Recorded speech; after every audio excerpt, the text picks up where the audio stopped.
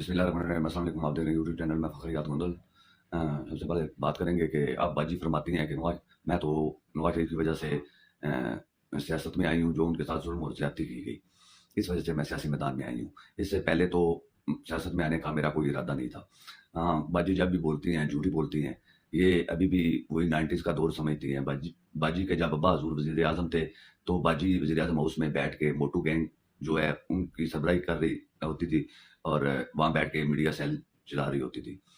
इस वक़्त तो पनामा पेपर्स तक भी नहीं आए थे। बाजी जब बोलती हैं, झूठी बोलती हैं, ये समझती हैं कि ये 90s का दौर है। मैडम, ये 90s का दौर नहीं, ये 2024 है और इन्हीं झूठों की वजह से, प्रोपेगेंडा की वजह से आपकी ये हालत हुई है कि कोई पाकिस्तानी अवाम आपको वोट देने की बात तो दूर की बात, आपकी किसी बात पे यकीन तक नहीं करती। ये जो मुस्लिम लीग वाले हैं, ना मुल्क के खैर ख्वाह हैं, ना अदारों के खैर ख्वाह हैं। ये जो मुहिम चलाई गई है, इसकी इंक्वायरी कराई जाए एक इंटरनेशनल अदारे से, तो 9 मई के किरदार भी सामने आ जाएंगे। मुस्लिम लीग नून खुदा के नाम पर सियासत कर रही है। पीटीआई ने कोई सोशल मीडिया, कोई मुहिम नहीं चला रखी। शुरू दिन से लेकर अगर इदारों के खिलाफ किसी ने गलीज और गंदी सियासत की है, तो वो मुस्लिम लीग नून है। पहले दिन से इल्ज़ाम तराशी और यही काम ये कर रहे हैं। अब भी ये 80% अवाम जो पाकिस्तानी मेजोरिटी के साथ एक पार्टी पीटीआई के साथ खड़े हैं, इमरान खान के साथ खड़े हैं। अब ये उनको लड़वाने की कोशिश कर रही है एक अदारे के साथ, और ये मुहिम जो चलाई जा रही है, ये इन्हीं का मीडिया सेल है जो ये मुहिम चला रहा है, और सिर्फ पीटीआई के को बदनाम करने के लिए। और आप इनके जो करता धरता है, उनको भी पता है कि मुहिम कौन चला रहा है और कैसे चल रही है। और जो मरीम नवाज ने कहा था मलिका बुखारी का नाम इस सियासत से निकालने के लिए, तो उस पर इना परवेज बाट डाउट है उनकी तरफ से एक ट्वीट की गई कि पीटीआई वाले जब मुश्किल में होते हैं तो पाँव पकड़ते हैं, और जब मुश्किल आसान हो जाती है तो गला पकड़ लेते हैं। मरीम नवाज भी एक खवातीन थी, उनके साथ बहुत जुल्म और ज्यादती की गई है। अब ये नहीं पता बाप के साथ ज्यादती और जुल्म हुआ है या बेटी के साथ जुल्म और ज्यादती हुआ है। आज तक इनकी कोई FIR तो सामने नहीं आई, लेकिन ये चोर भगोड़े लुटेरे माफिया, इनसे बिल्कुल इनको हम तस्लीम नहीं करते।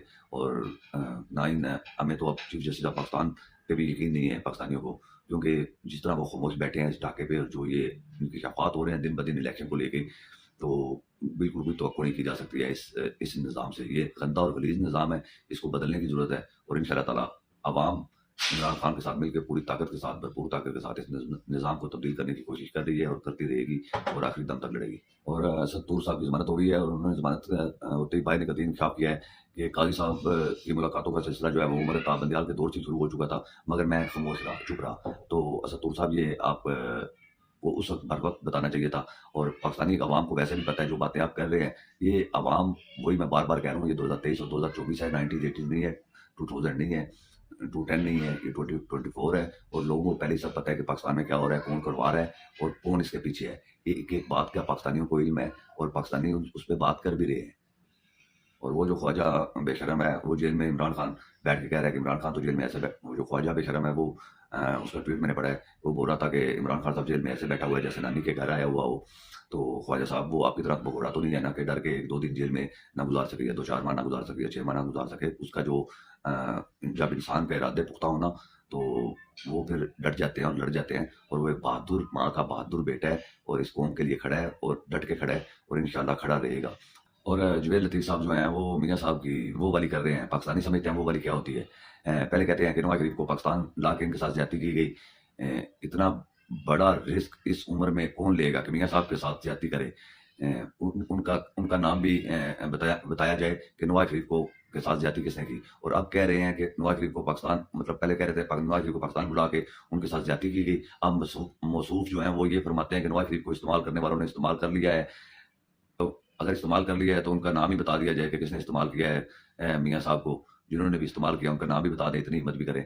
और पाकिस्तानियों को तो पता है मियाँ साहब इस्तेमाल होते हैं, और बहुत दफ़ा हो भी चुके हैं और होते रहेंगे, क्योंकि लीडर जो होता है वो खड़ा होता है कौम के साथ, अपनी आवाम के साथ, अपने लोगों के साथ। और पाकिस्तानियों, डटे रहो जैसे खान डटा हुआ है, और अपने हक के लिए आवाज़ बुलंद करते रहो। बाहर निकलना पड़ेगा आपको एक दफ़ा, फिर पाकिस्तान को मुत्तहिद होकर इकट्ठे होकर बाहर निकलना पड़ेगा और अपना हक इनसे छीनना पड़ेगा। क्योंकि जो मैं बार बार कह रहा हूँ, जो अभी महंगाई का तूफान आने वाला है, यकीन करें वो संभाला नहीं जाएगा। पाकिस्तान के हालात पहले ही बहुत बुरे हैं, खाने के लिए कुछ नहीं है, तो लोग भूख से मर रहे हैं। गैस की कीमतें बढ़ाने का कह दिया गया है, बिजली की कीमतें बढ़ाने का कह दिया गया है, मुआहदा उनको यकीनदानी करवा दी गई है, डीजल पेट्रोल की यकीनदानी करवा दी गई है, सी पैक बंद करने की यकीनदानी करवा दी गई है कि उस पर कोई पैसा नहीं देंगे। और ये अमेरिकन पिट्ठू उन्हीं के साथ खड़े होने जा रहे हैं। और आम पाकिस्तानी खड़े थे, खड़े हैं ईमान के साथ, इमरान के साथ, पाकिस्तान के साथ। पाकिस्तान जिंदाबाद।